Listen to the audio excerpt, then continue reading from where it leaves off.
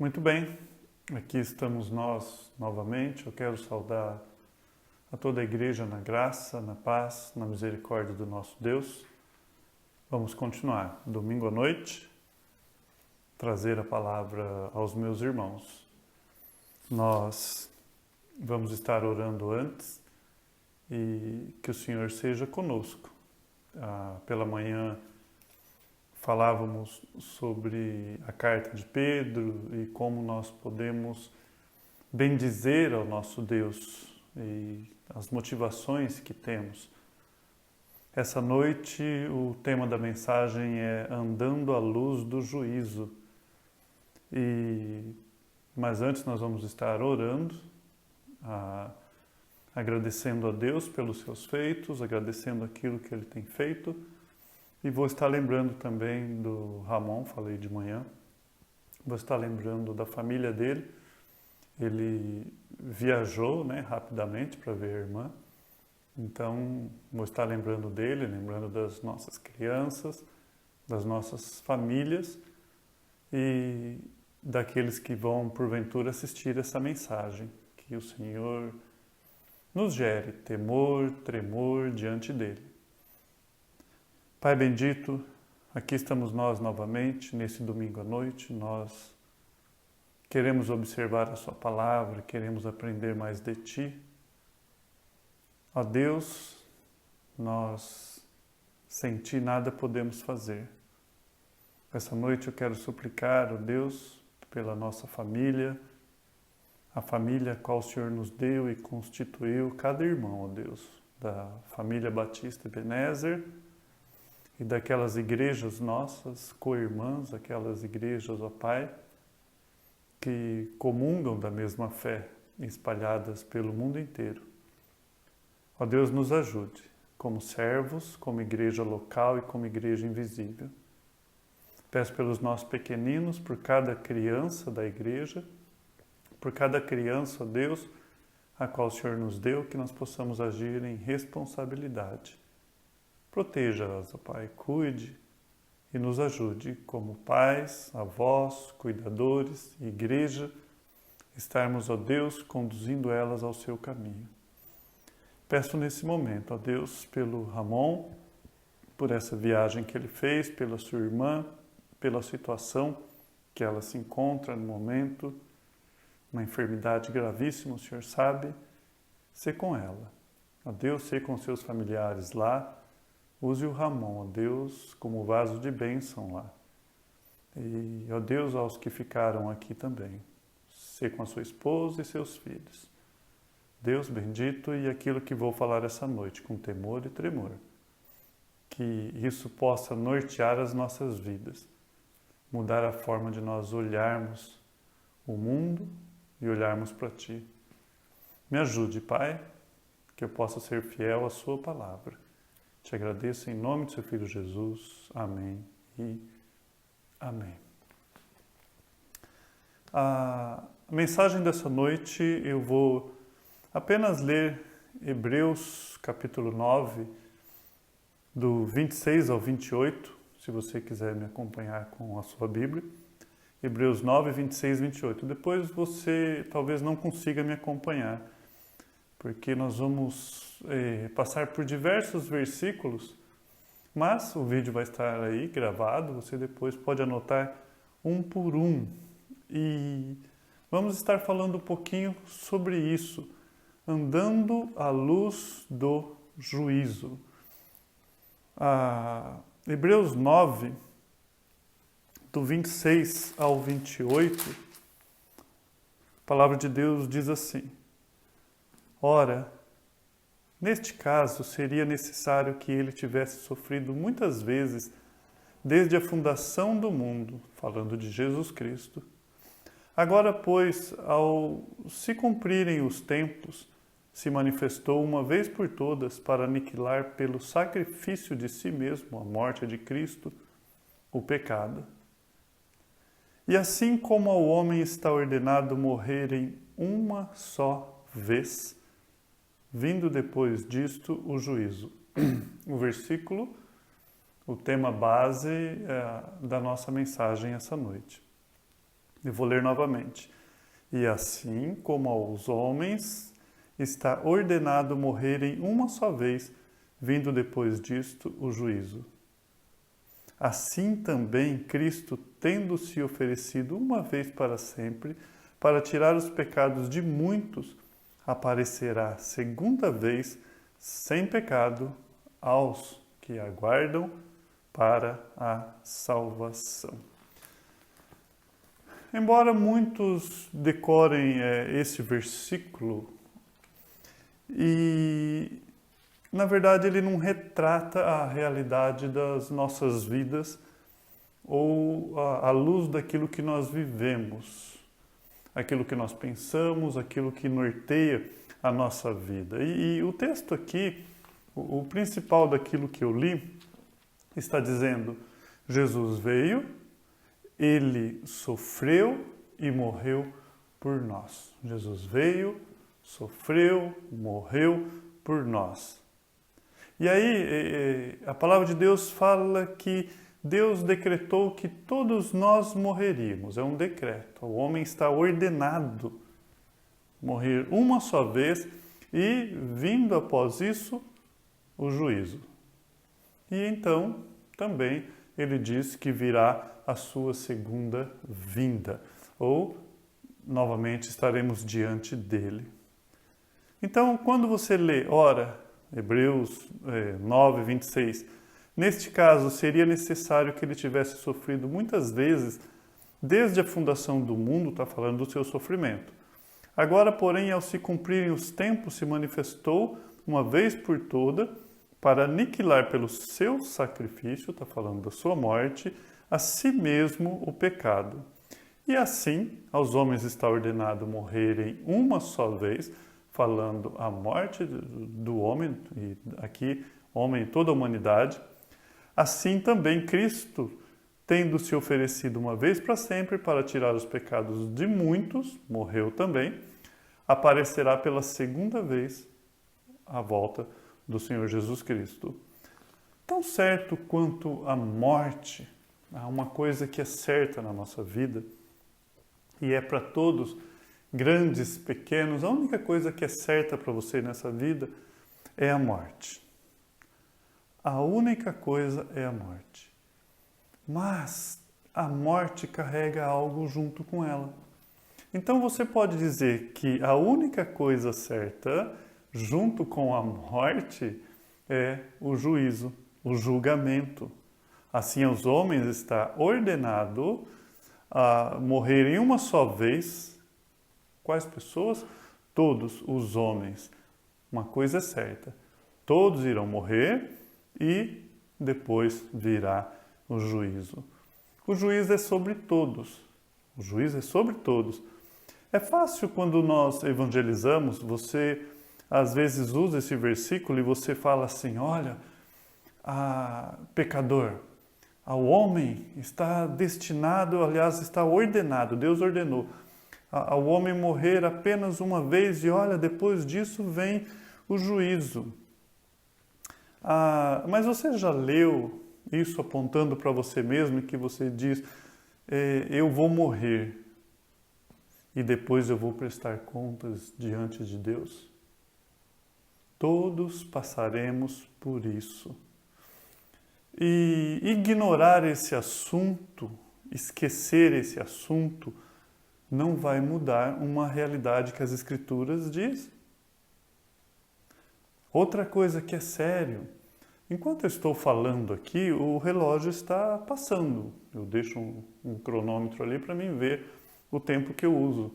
O tempo que se foi não tem volta mais. Nós não podemos parar o tempo. E essa realidade que a Bíblia está dizendo, não eu, essa realidade ela já está mais próxima do que no momento em que eu comecei essa mensagem. Essa é a nossa realidade futura, decretada pelo próprio Deus, e isso fatalmente vai acontecer. Vai acontecer. E o que eu quero dizer hoje, e o que a mensagem de hoje vai trazer para nós, é o que você fez hoje ou o que você faz hoje com a sua vida reflete naquele dia, no dia do juízo. Essa é a realidade das Escrituras. Todos nós seremos julgados, todos nós vamos ser julgados. Nós não gostamos do assunto, é um assunto que incomoda, é um assunto que alguns agora lá na igreja se mexeriam, se sentiriam meio desconfortáveis.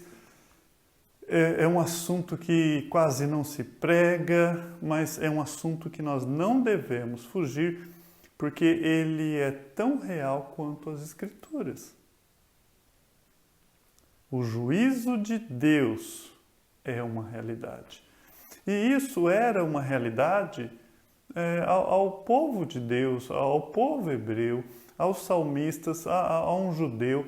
Era comum ele ter uma vida sabendo que ele iria prestar contas diante de Deus. O nosso cristianismo, mamão com açúcar, aguinha doce, nosso cristianismo diluído não lembra dessas coisas. Por isso que o tema da mensagem é andando à luz do juízo de Deus. O verdadeiro cristão, ele sabe que haverá um prestar de contas. E eu leio o Salmo de número 96, do 10 ao 13. O salmista, ele já sabia aquilo, o que haveria de esperar. Dizei entre as nações, olha que interessante, ele está bem dizendo. Dizei entre as nações, ou digam entre as nações, o Senhor reina. Por isso, firme está o mundo e não se abalará.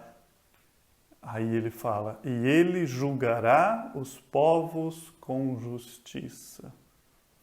Então, entre o louvor a Deus e a segurança do nosso Deus, o salmista lembra do julgamento.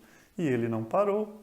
Regozijem-se os céus, exultem a terra, ressoe o mar e tudo que nele existe, regozijem-se os campos e tudo que nele há, cante de alegria todas as árvores da floresta, cantem diante do Senhor, porque ele vem julgar a terra, julgará o mundo com justiça e os povos com sua fidelidade. O juízo de Deus fazia parte do louvor dos salmistas. Diga entre todas as nações que o Senhor reina. Ele estava se alegrando, ele fala, ele vai vir e ele vai julgar, vai vir juízo de Deus sobre todos. O mundo não conhece. Jesus falou isso. O mundo não o conhece. Se não o conhece, não o teme. Por isso que o mundo, ele vai dizer para nós assim, siga o seu coração. Faça aquilo que o seu coração está dizendo.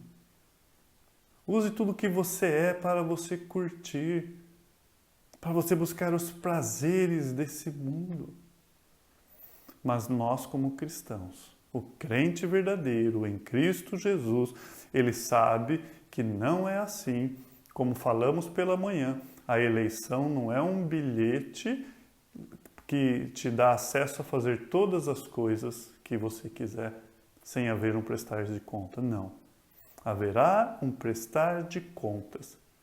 E essa noite, ao final dessa mensagem, o meu desejo é que aquilo que foi extraído das Escrituras cause em você temor e tremor diante de Deus. Não só em você, mas em mim, em todos nós. Qual foi a conclusão de toda a sabedoria de Salomão? A palavra de Deus diz que ele foi o homem mais sábio que já existiu. Em Eclesiastes, capítulo 12, o verso 13, ele vai dizer assim, agora que já se ouviu tudo, aqui está a conclusão. Então, Salomão ele vai concluir. Qual que é a conclusão dele? Tema a Deus e guarde os seus mandamentos, pois isso é essencial para o homem. Então, espera aí. Tema a Deus e guarde os seus mandamentos. Isso é essencial para o homem. Mas ele continua. Pois Deus trará julgamento. Olha só. Tema Deus. Pois Deus trará a julgamento tudo o que foi feito. Inclusive, tudo o que está escondido, seja bom, seja mal. Na sua conclusão de vida, Salomão ele fala: tema a Deus, pois Deus trará julgamento a tudo que foi feito. Tudo. Tudo aquilo que está escondido, seja bom, seja mal.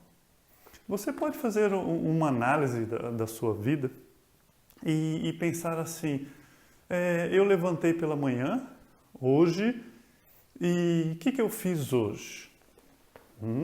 Primeira coisa, eu peguei o celular e fui ver o Facebook, fui ver o WhatsApp, o que eu fui fazer? E depois disso, eu tomei café, e depois disso, e depois. Se você fizer uma análise só do dia de hoje, a pergunta é se o seu comportamento, à luz dos olhos de Deus, o que ele diz sobre você. E essa é a essência aqui das nossas obras, o que ela diz sobre você. Você já pensou sobre isso? Você já pensou que Deus ele traz à luz todas as nossas ações, como diz Salomão? Jesus tratou isso com naturalidade. Porque ele sabia que todo judeu já estava acostumado, já sabia através da lei, dos profetas, dos salmos, que eles conheciam o juízo de Deus. E nós? Você anda nessa luz do juízo de Deus? Em Mateus 10, do 14 ao 15, agora aqui é o próprio Jesus Cristo, né? Ele diz assim, se alguém não os receber, lembra que Jesus enviou os discípulos de 2 em 2. E aí ele fala para os discípulos assim, olha, se alguém não os receber, nem ouvir suas palavras, sacudam a poeira dos pés quando saírem daquela casa ou daquela cidade. Eu lhe digo a verdade. Que Jesus vai dizer agora. No dia do juízo, haverá menos rigor para Sodoma e Gomorra do que para aquela cidade. Sim, há juízo para quem recusou a Cristo. Jesus Cristo fala, vai pregar, vai, leve as boas novas. Se você chegar lá, as pessoas não ouvirem, eu digo que haverá menos rigor. E é tão interessante que às vezes as pessoas são acusadas de sodomitas, não é isso? Jesus Cristo está falando não algo, uma característica de Sodoma. Muito pelo contrário, está falando, olha, esses vão receber menos juízo. Os que vão receber juízo são esses que tiveram o privilégio de ouvir a verdade e o que elas fizeram com a verdade. Ele continua, no verso 12 ele fala assim, no Mateus 12, 41, os homens de Nínive se levantarão no juízo com essa geração e a condenarão, pois eles se arrependeram com a pregação de Jonas, e está aqui alguém que é maior do que Jonas. Então, você está ouvindo essa mensagem, você já ouviu outras mensagens, Jesus Cristo está falando, olha, eu estive aqui em pessoa, ele está falando para essa geração. E Jonas pregou aos homens de Nínive e eles se arrependeram com a pregação de Jonas, e vocês, diante do próprio Cristo, que é maior do que Jonas, não se arrependeram. Essa geração os condenarão, ele está falando do juízo. A rainha do sul se levantará no juízo. Ele continua. Por isso que eu sei que ele está falando do juízo. Com esta geração e a condenará, pois ela veio dos confins da terra para ouvir a sabedoria de Salomão, e agora está aqui quem é maior do que Salomão, o próprio Cristo, a própria sabedoria. Os de Nínive se levantarão no juízo, a rainha do sul se levantarão no juízo, ele está falando do julgamento de pessoas que estiveram diante da palavra de Deus, ouviram através de Cristo, seus discípulos, e negaram, deram as costas. E isso flui da pregação de Jesus Cristo. Algo que é natural nas pregações de Jesus Cristo é um alerta. O tempo todo Jesus Cristo está falando, olha, atenção, vigiem. Nos dias de hoje ele estaria falando, olhe lá, abra os olhos. E Jesus, ele fala de diversos juízos,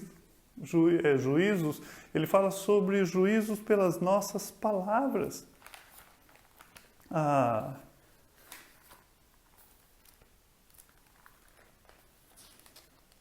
Mateus 12 mesmo, né? Voltando isso.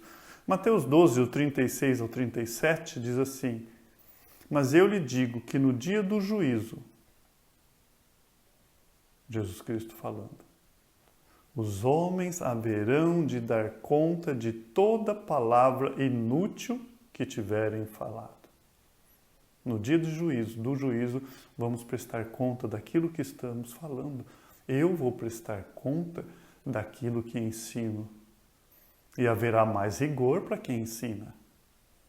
Tiago exorta isso na sua carta, não sejais muitos de vós sábios, que naquela época queria dizer ensinadores. Jesus Cristo fala, olha, mas eu lhes digo que no dia do juízo os homens haverão de dar conta de toda palavra inútil que tiverem falado, pois por suas palavras você será absolvido, por suas palavras será condenado. Não será, naquele momento, você não vai ser condenado ou absolvido por alguma palavra que você vai dizer naquela hora.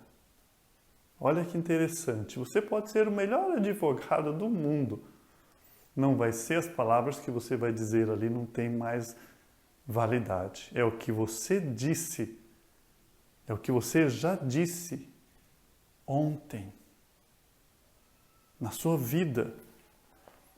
E isso nos deve causar temor e ponderar sobre as nossas palavras, sobre aquilo que nós dizemos, aquilo que nós escrevemos. Tem pessoas que têm o dom de destilar veneno, não é isso? As palavras suas são más.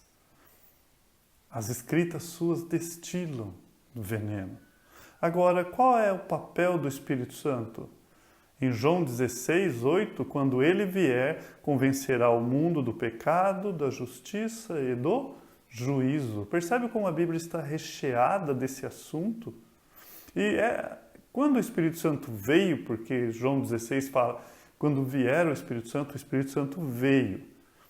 Lá em Pentecoste nós vemos, e os apóstolos começaram a pregar.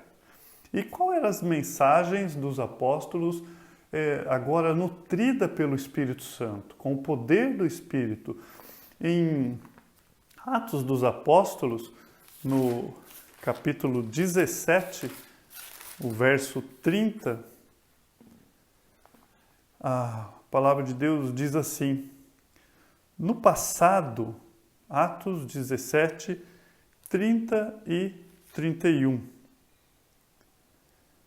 Ora, não levou Deus em conta os tempos da ignorância.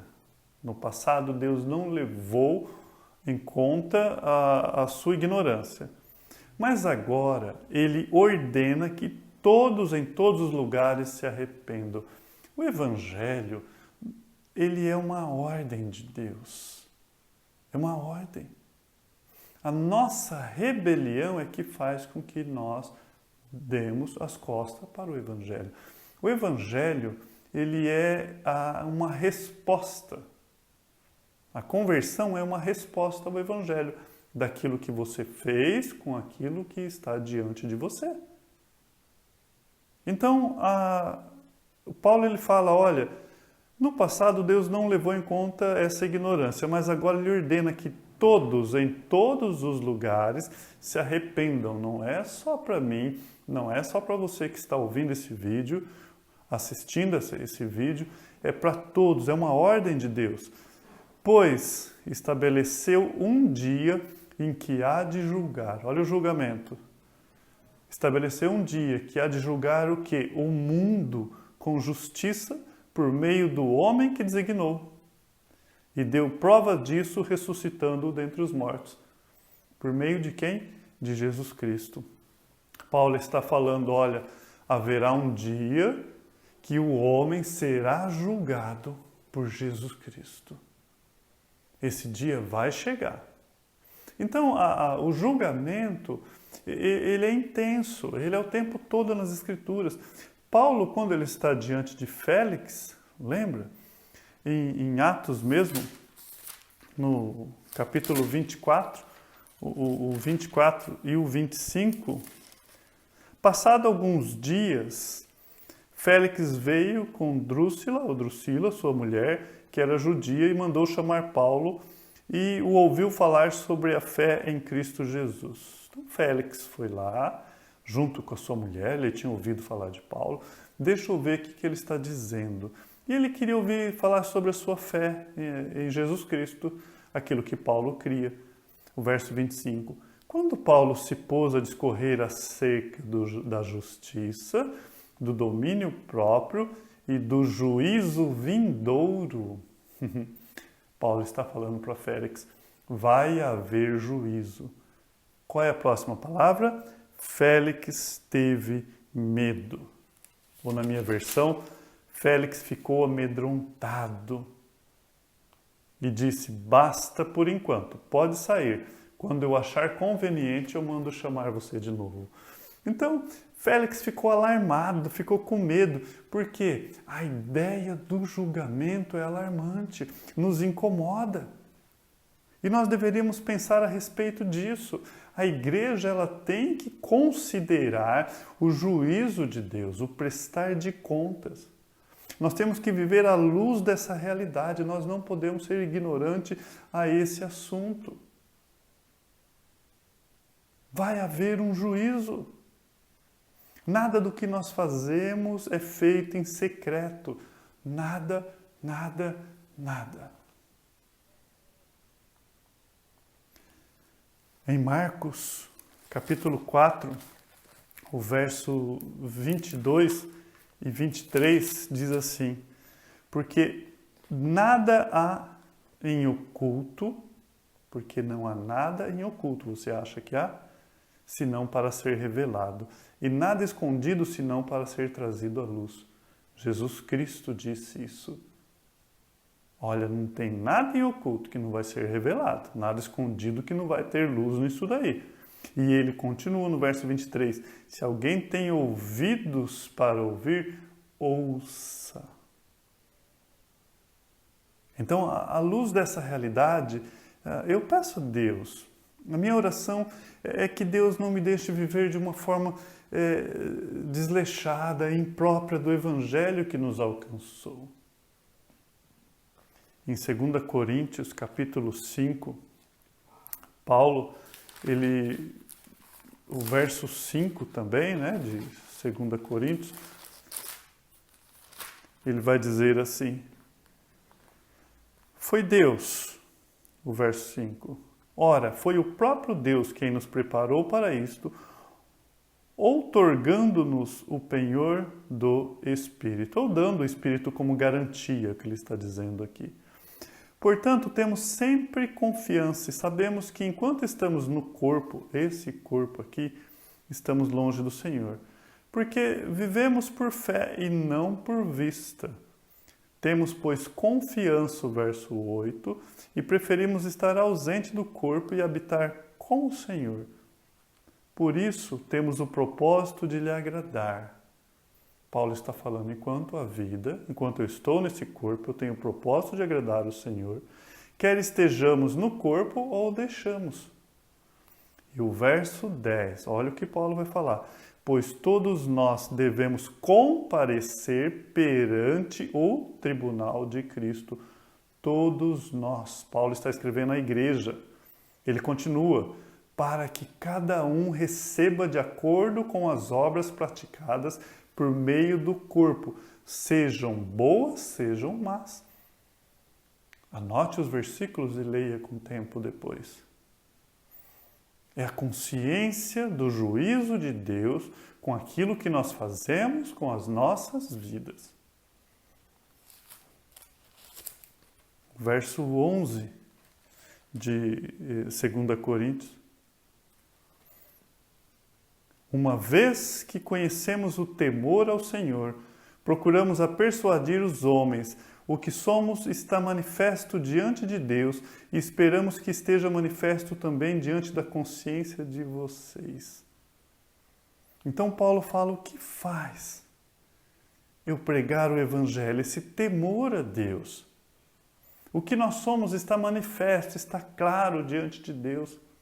Você acha que Deus te pega, você no flagra? Não, você é um eterno flagrante diante de Deus. Está claro. Então, duas coisas. Se você não é de Cristo, você deveria se preocupar com esse dia muito. E se você é de Cristo, você deve ter temor a Deus e se preocupar com esse dia também. A certeza de tudo isso está nas Escrituras. E é esse temor que Paulo fala que nos faz pregar o Evangelho. Em Romanos 14, o verso 10, Paulo fala assim, portanto, aquele contexto, que os irmãos estão julgando uns aos outros, ele está falando a irmãos, novamente aqui, não está falando a ímpio não. Portanto, Romanos 14, 10, portanto, você, por que julga o seu irmão? E por que despreza o seu irmão? Pois todos compareceremos diante do tribunal de Cristo. Quantos comparecerão diante do tribunal de Cristo? Todos. Diante do tribunal de Cristo, tudo vai ser revelado. Paulo fala em Romanos 2, o verso 16, isso acontecerá no dia em que Deus julgar os segredos dos homens mediante Jesus Cristo, conforme declarado no Evangelho. Ou no meu Evangelho, dependendo de algumas versões. Ou então, ele está dizendo, de acordo com o Evangelho que eu estou anunciando, assim será naquele dia em que Deus, como? Por meio de Jesus Cristo, julgará os pensamentos ocultos, os pensamentos secretos de todas as pessoas. Já aprendemos que todos compareceremos, prestaremos conta das nossas palavras, dos nossos pensamentos, das nossas atitudes. Não haverá desculpas nem atrasos. Lá você não vai poder dar uma desculpa amarela. E, amados, quando nós pensamos nesse dia, que dia será esse? Adão e Eva estarão lá. Imagine um vasto oceano da humanidade. Os romanos que crucificaram Jesus Cristo junto com os judeus do Sinédrio, eles estarão lá. Pilatos, Nero, Anás, Caifás. Esses homens estarão lá. Todos os Césares estarão lá, aqueles que obrigaram as pessoas a se curvarem diante deles. Os judeus que foram para o cativeiro estarão lá, que morreram antes da espada estarão lá, Jeremias estará lá. Aqueles que nós conhecemos, Davi, Golias, Saul, Samuel, Eli e seus filhos estarão lá. Os povos, os medos, os persas, os filisteus, Daniel e seus amigos, Nabucodonosor, os patriarcas, Abraão, Isaque, Jacó, José, Faraó, Moisés, Josué, Raabe, Ruth, estarão lá. Todas as nações estarão lá. Brasil, Argentina, Venezuela, Peru, Chile, Uruguai, Paraguai, Estados Unidos, Inglaterra, Rússia, Coreia do Sul, Coreia do Norte, chineses, japoneses, todos estarão lá. Todos, grandes e pequenos. Em Apocalipse 21:14 diz assim: as muralhas da cidade tinham 12 fundamentos e neles estava o nome dos 12 apóstolos do Cordeiro. Os apóstolos estarão lá. Judas estará lá. E eu não sei se Judas vai olhar e ver essa cidade que tinha 12 fundamentos e ele vai ver o nome dos apóstolos e não vai ver o nome dele lá, porque o nome dele não estará. Na nossa história, Hitler vai estar lá. Aquele que acometeu tantas atrocidades com os judeus vai ser julgado por um judeu. Eu não sei se eu choro ou se eu rio. Esse homem tão cruel, tão mau, vai ser julgado. Os milhões de judeus estarão lá. Milhões que sofreram o Holocausto. Pessoas à nossa volta, o mecânico, o encanador, a dona de casa, todos. Traficante de drogas, traficante de pessoas, políticos, juízes, todos. Sacerdotes, ministros, padres, pastores, papas, todas essas nomenclaturas de homem estarão lá, ricos, pobres, miseráveis, todos. E tudo será trazido à tona. Todos nós deveremos comparecer. Todos. E ali está você, ali estará eu. Sem máscara, sem disfarce, sem hipocrisia. Nós somos assim, nós sorrimos e dizemos que está tudo bem, quando na verdade muitas vezes não está. Mas naquele dia não haverá disfarce. Naquele dia não haverá.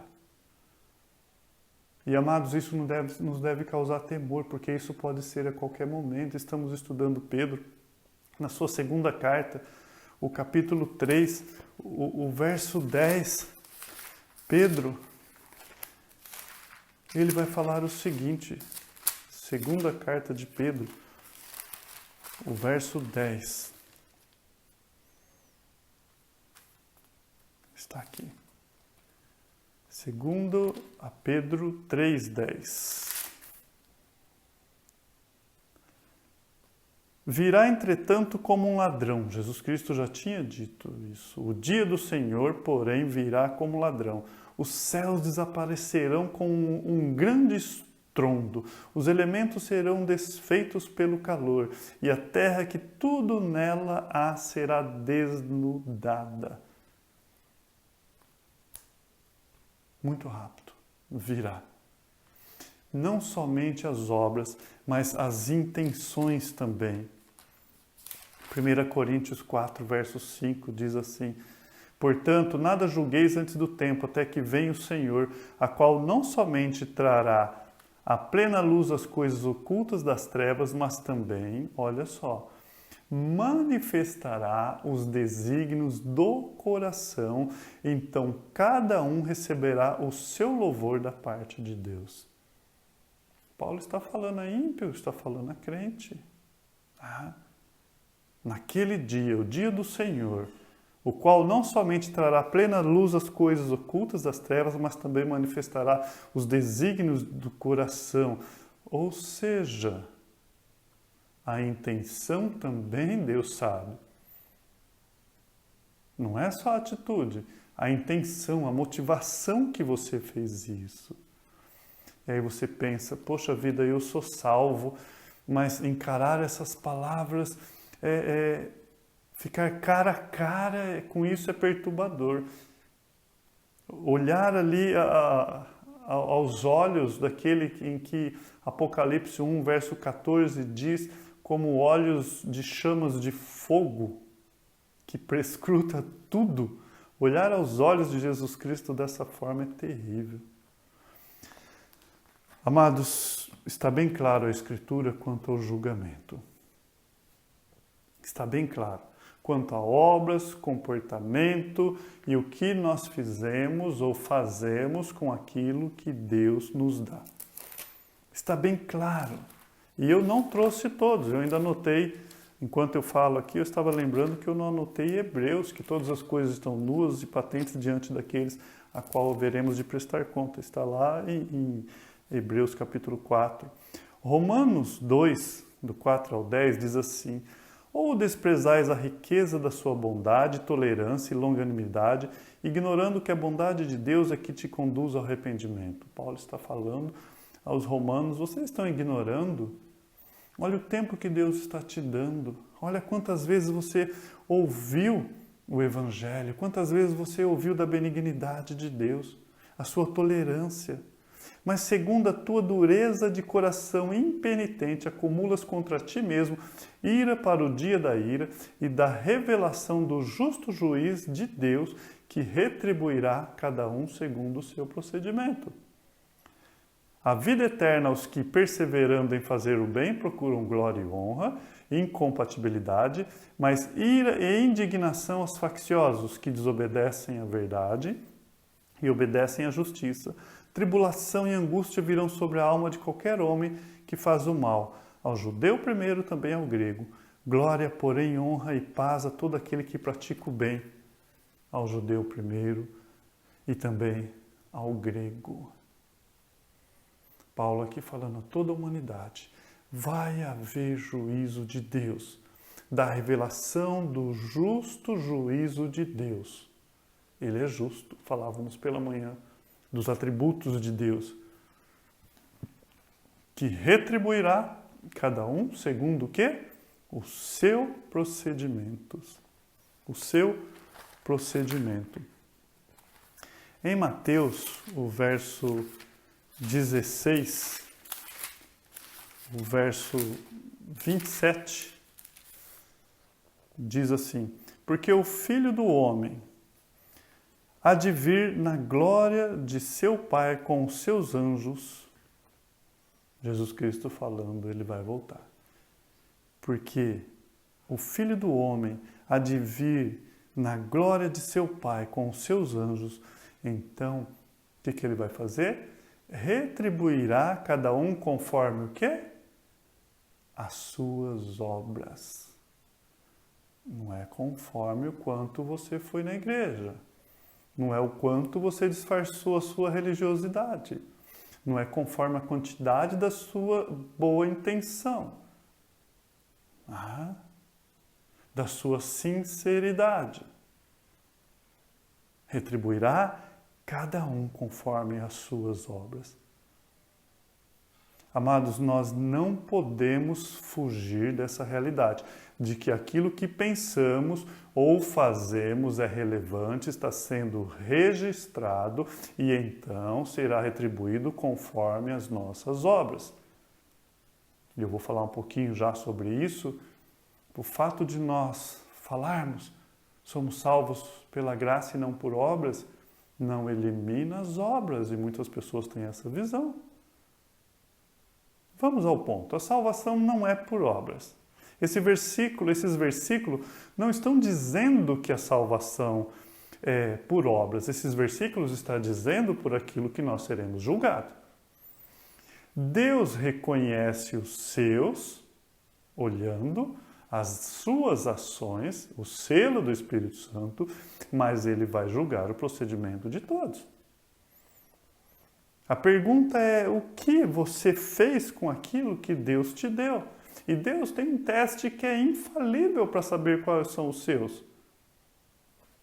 Em Mateus 12, o verso 33, ele diz assim: ou fazei a árvore boa o seu fruto bom, ou fazei, não é?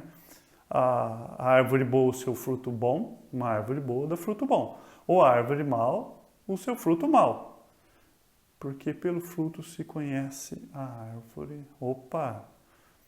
Os frutos, as obras é que mostram se a árvore é boa ou se é má. Pelos seus frutos. Se as obras forem boas, você é bom. Se forem mal, você é mal. Se forem más, você é mal. Então, o seu procedimento, aquilo que você faz, o seu viver cotidiano, mostra que fruto você está produzindo. Não adianta dizer que confessou a Jesus, não adianta dizer que pertence à igreja X ou Y. As suas obras, o seu proceder, mostrará se você creu ou não, se você é realmente habitado pelo Espírito Santo de Deus. Em coro com isso, em Lucas 6, o verso 45, Jesus diz assim: o homem bom, do bom tesouro do coração tira o bem. Olha novamente. Homem bom, tesouro bom. O mau homem do teu tesouro tira o mal, porque a boca fala do que o coração está cheio. Nossas palavras será base também para o julgamento. Mateus 12, 36, Jesus Cristo diz assim, 12, verso 36. Digo-vos que de toda palavra frívola que proferirem os homens, dela darão conta no dia do juízo. Digo-vos que de toda palavra frívola que proferirem os homens, dela darão conta no juízo. Então você será julgado e você será condenado ou justificado pelas suas evidências. Entende? A evidência, o fruto, o tesouro vai mostrar quem você é. Isso será tão possível como é hoje. A forma como Deus usa para dizer quais são os seus. Filipenses 1, 27, agora a partir daqui eu comecei a anotar, diz assim: vivei acima de tudo por modo digno do Evangelho de Cristo. Existe um Evangelho e existe uma forma de se viver esse Evangelho. Pedro, que nós estamos aprendendo, 1 Pedro 1,17, diz: ora, se vocês invocam como Pai aquele que, sem acepção de pessoas, julga segundo as obras de cada um. Opa, olha Pedro também falando aqui. Ele julga as obras de cada um.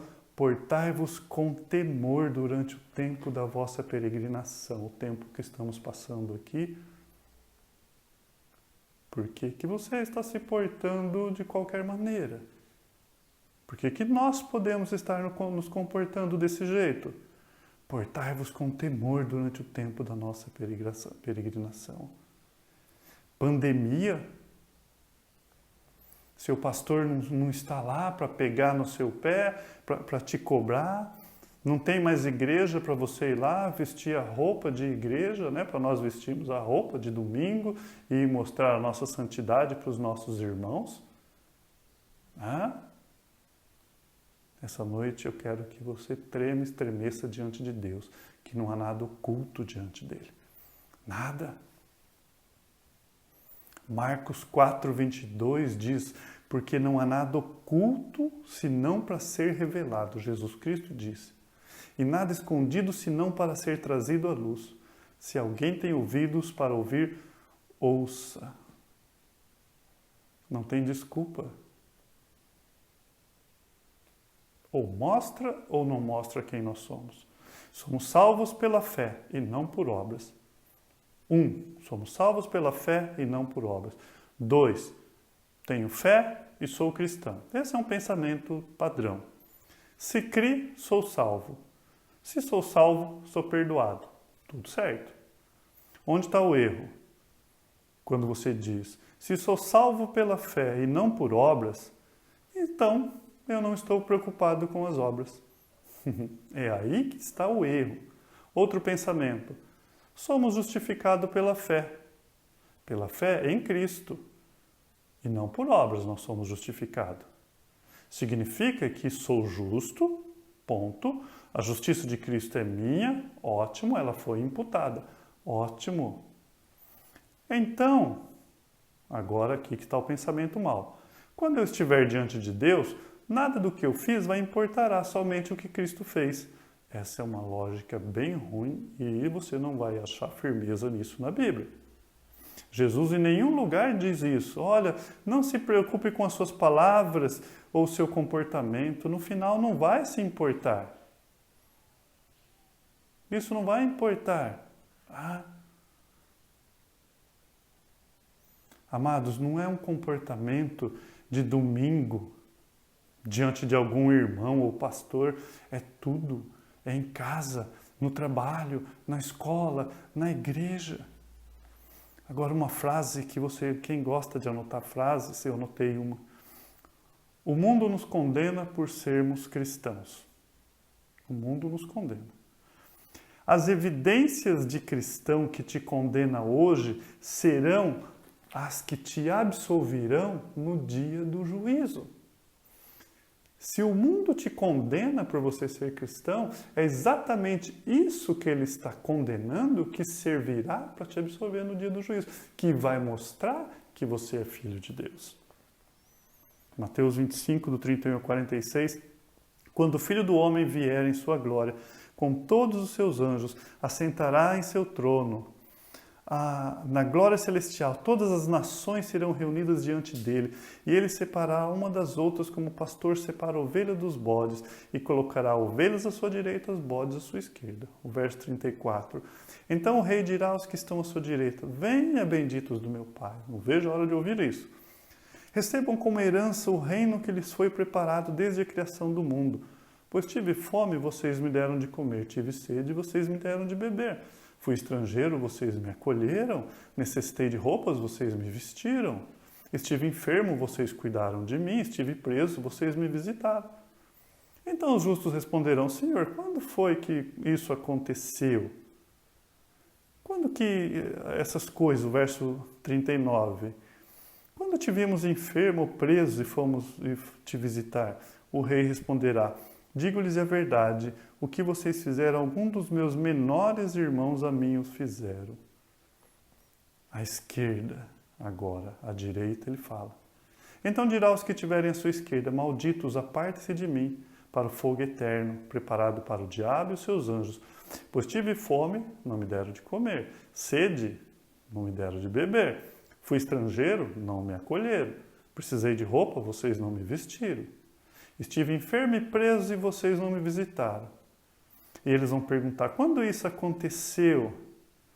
E ele responderá: o que vocês deixaram de fazer, algum desses pequeninos também deixaram de fazer a mim. Olha, qual foi o critério aqui para separar para a direita e a esquerda? Você pode anotar na sua casa. Qual foi o critério? Vocês me deram de comer, vocês me deram de beber, vocês me acolheram, vocês me vestiram, vocês cuidaram de mim, vocês me visitaram, para a direita. Vocês não me deram de comer, vocês não me deram de beber, vocês não me acolheram, vocês não me vestiram, vocês não me visitaram, para a esquerda. Esse é o critério. Essa é a distinção. É incrível como que aqueles que Jesus acaba de condenar, ele não fala nada sobre a sua idolatria, os seus roubos, os seus assassinatos. E os da direita, ele não fala nada se eles leram a Bíblia ou foram à igreja. Ele fala sobre as suas obras. Porque o ler a Bíblia, o ir à igreja, o temor a Deus resulta em obras. A importância das obras. E repito, quando se trata de salvação, somos salvos pela graça, mediante a fé em Cristo Jesus. O método é a justificação, nós não abrimos mão disso. Mas o ponto aqui é a importância das obras, que valida a nossa conversão. É o que Tiago fala, o que aprendemos quando estudamos Tiago. A verdadeira fé resulta em obras. Tiago 2,14, ele fala que aproveito-a se eu disser que tenho fé, mas não tenho obras. Pode essas obras, pode acaso semelhante fé salvá-lo? Ele fala assim, pode essa fé que você está dizendo aí, que não redunda em nada, você está falando que essa fé te salvou? De jeito nenhum. No 2,17 ele fala, se a fé não tiver obras, ela é morta. Ele dá o exemplo, Abraão e Raabe foram justificados por sua fé através das suas obras. Mostrando as obras dos dois, mostrou que eles creram em Deus. Então, salvação não é apenas um acredita, um acreditar, acredite, não. O acreditar, a entrega, quando isso acontece, resulta em bons frutos. Quando isso acontece, resulta em bons frutos que glorificam a Deus. E eu termino dizendo, você tem medo dessas palavras? O justo, ele não deve temer o juízo. O justo, ele deve temer que ele não está servindo ao Senhor adequadamente. Então, vai um recado de Isaías, capítulo 3, o verso 10, para você. Isaías 3,10. Eu vou ler na minha Bíblia. Dizei aos justos que bem lhes irá. Deus fala para você, diga aos justos que vai dar tudo certo, que Ele está dizendo, porque comerão do fruto das suas ações. Você é justo? Você vai comer do fruto das suas ações, você não tem que ter medo. Apocalipse 14:13 diz assim, então ouvi uma voz do céu dizendo, escreve, bem-aventurados os mortos que desde agora morreram no Senhor. Os justos morreram no Senhor. Sim, diz o Espírito, para que descansem das suas fadigas, pois as suas obras o acompanham. Que forte isso, na sua morte. As suas obras o acompanham. Lucas 19:17. Respondeu-lhe o Senhor, muito bem, servo bom, porque foste fiel no pouco, terá autoridade sobre 10 cidades. Não é a quantidade, mas a fidelidade. Não é a quantidade de obras, mas a fidelidade, na proporção, na medida da fé que Deus te deu. O que você está fazendo? Qual a desculpa? Vamos orar? Pai, que palavras é a sua palavra. Como me desafia avaliar a minha vida e ver, ó Pai, aquilo que estou fazendo. Como me desafia andar em tremor e temor diante de Ti, a qual nós haveremos de prestar conta. Ó Deus, redunde isso para a glória do Seu santo nome. Que esse dia que se chama hoje, ó Deus, se há alguém que não é convertido, o Senhor ordena. Esse é o Evangelho, ó Deus. Que creiam no Seu Filho, que se convertam dos seus maus caminhos. Ó Pai, aqueles que se converteram verdadeiramente, que possam fazer uma avaliação da sua vida, se é condigna de tudo aquilo que nós lemos aqui. Nos ajude, ó Pai, a digerir isso, e que isso, ó Deus, gere temor e tremor diante de Ti. E ao mesmo tempo, Pai, temor e tremor daquilo que nós podemos não estar fazendo ou aquilo que estamos fazendo com o que o Senhor nos deu. A começar de mim, me ajude, nos proteja, Pai, de pensamentos errados, de que se somos salvos pela graça e não por obras, isso elimina toda e qualquer obra da nossa vida. Ó Deus, nós não somos salvos pelas obras, mas para as boas obras. A Sua palavra confirma isso. Obrigado, Papai. Em nome do Seu Filho Jesus. Amém e amém. Termino lendo Apocalipse 22:12. Eis que venho sem demora. Jesus Cristo está voltando. E comigo está o galardão que tenho para retribuir cada um, adivinha? Segundo as suas obras. Apocalipse 22:12. Estamos assim terminados. A comunhão faz parte do culto.